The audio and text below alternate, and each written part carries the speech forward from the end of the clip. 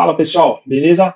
Dando continuidade aqui, nós estamos na aula 3, então hoje a gente vai abordar um pouco da classificação das opções, né, e as variáveis que impactam o preço, né, dando continuidade à nossa série, nosso curso introdutório no mercado de opções. Vamos nessa.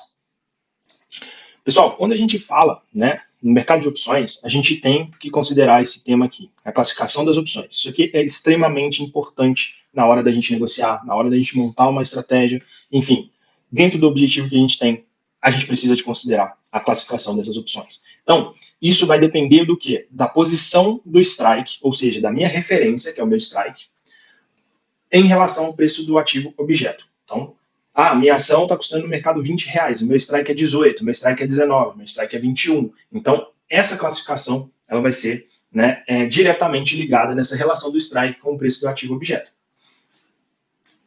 Então, vamos falar aqui, no caso das calls, né, a gente tem o ATM, o ITM e o OTM. Isso vale tanto para call quanto para put. Tá?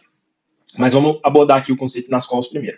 ATM quer dizer at the money, ou seja, no dinheiro. Então são as opções com strike mais próximos ao preço do papel. Minha ação está custando 20 no mercado, minha opção do 19,50, 19,80, do 21, do 20,50, 20 e 20, né? Geralmente a gente tem esse tipo de strike, são as opções ATM. Tá? A gente costuma dizer ali que até em torno de 0,85 a 1%, né? Tem plataformas que consideram até 1,5% em relação ao preço do ativo. Tanto para cima quanto para baixo são ATMs, né? Então dentro do dinheiro. Ou seja, o strike está muito próximo do preço do ativo à vista. Tá?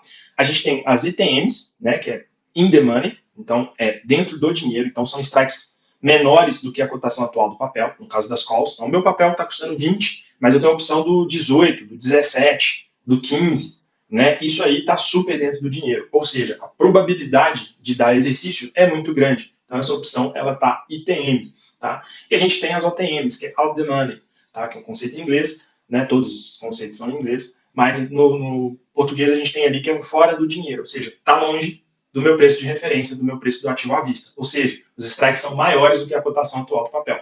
Meu papel é 20, eu tenho a opção lá do strike 25, 24, 23 ou 26, 28, são opções OTM, né? Out the money, ou seja, fora do dinheiro.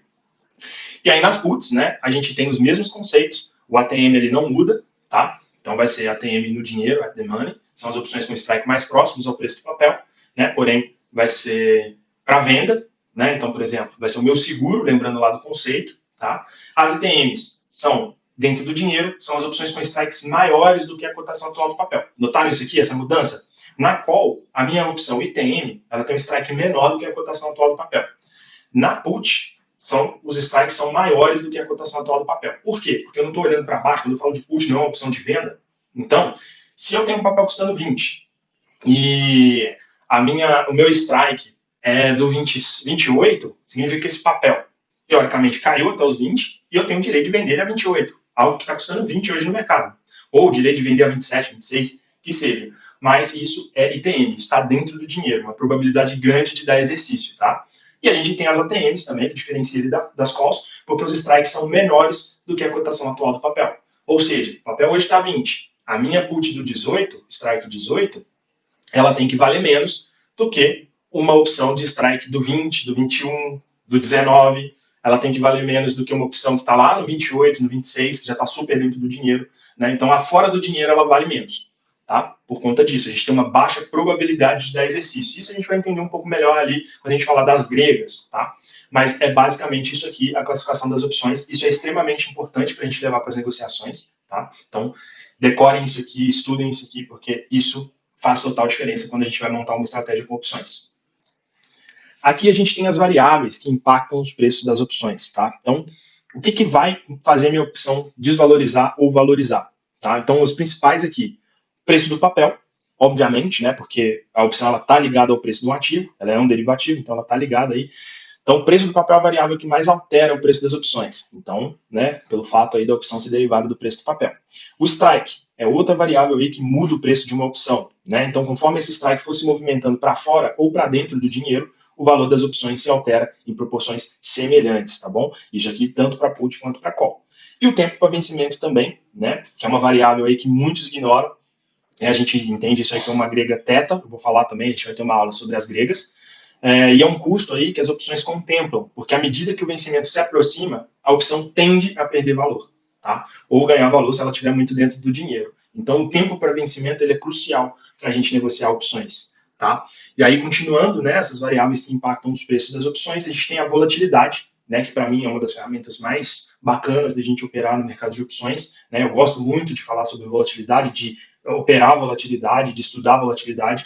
Então, quanto maior for a volatilidade do ativo, mais caras as opções ficam, tá? Tanto calls quanto put, e ocorre, né, devido ao aumento da incerteza. Então, mais volatilidade, mais incerteza, mais caras as opções vão ficar. Então, conforme a gente tem vídeo aí já no canal, né, a gente pode calcular essa volatilidade de diversas formas, né? Então a gente tem a volatilidade histórica, a gente tem GART, a gente tem a EWMA, que é uma métrica de volatilidade histórica também, que é muito interessante. Porém, para a gente saber a volatilidade que está precificada no valor da opção, a gente tem que calcular a volatilidade implícita. E aí a gente vai entender isso mais para frente também e vai ver que não é nenhum bicho de 7 cabeças, tá, pessoal? A gente fala aqui de muito cálculo, de muita teoria, mas na prática vocês vão ver que faz sentido e que é mais fácil do que vocês imaginam. E a última variável, né, que afeta aí o preço das opções, as taxas de juros. Então, essas mudanças, né, de taxa de juros da Selic, elas podem alterar o valor das opções. Tá? Só que esse valor não é tão relevante quanto os anteriores, porque a gente não tem uma oscilação muito forte de Selic diariamente. Tá? Nossa Selic ali depende do ciclo de política monetária do Banco Central, então é uma coisa mais flat que a gente consegue, a gente tem ali um pouco mais de percepção mais fácil. Né? A gente vê os comunicados do Banco Central, as falas dos policymakers, né, dos diretores do Banco Central, enfim, o ciclo, né, de Selic, ele é mais previsível do que um movimento de volatilidade que pode mudar do dia para a noite, do que um preço de uma ação, né, que sai uma notícia ali, muda tudo, todo o cenário, enfim, então é isso, tá? Então aqui a gente finaliza a nossa aula 3, né, abordando esses conceitos aí, a gente viu classificação das opções, né, se está dentro, fora ou no dinheiro, né, tanto as calls quanto as puts, e também essas variáveis que impactam o preço das opções. Tá? Isso aqui é de extrema relevância, não dá para negociar sem saber disso aqui, pessoal. São conceitos básicos, mas que dão, né, a gente precisa de fortalecer a base, de ter uma base sólida para que a gente consiga sucesso no mercado de opções. Beleza? Vamos para a próxima.